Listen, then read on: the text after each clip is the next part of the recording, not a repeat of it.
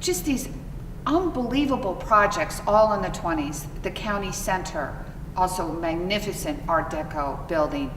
And here was another phenomenal development that they did, was this new fabulous family destination on Long Island Sound. You didn't have to travel to Atlantic City. You didn't have to travel to the Jersey Shore.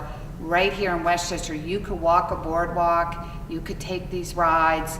It was a magnificently laid out and built area where families could feel comfortable. And I think most people don't realize that it is the only national landmarked amusement park that's county owned, and that's pretty significant as well.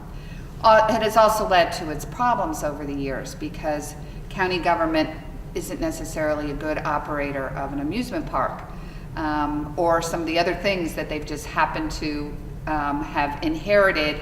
And with changing times, the role of county government might not be the right, the new roles of county government might not fit with the original intent of these different recreational areas. It has everything, and it is a national treasure. It's certainly a local treasure for Westchester because of its longevity, because so many generations have experienced it, enjoyed it, loved it. But it also is a national treasure in that it has all of these historic elements that can never be replicated.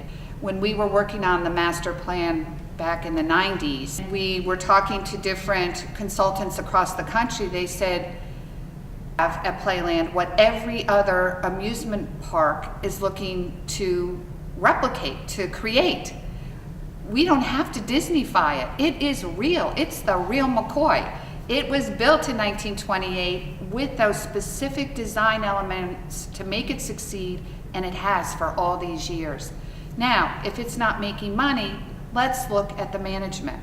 Let's look at why it's not making the money, and why, when so many other amusement parks are making money, what are they doing that Playland isn't? And that probably would be the better route to go than to just close the park down. We have a plan that we think is a good plan. We're not trying to ram it down anybody's throat. We want to put it out there.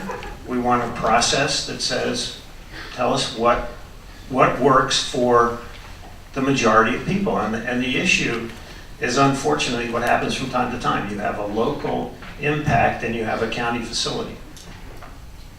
And Playland Park is a national treasure, in my opinion.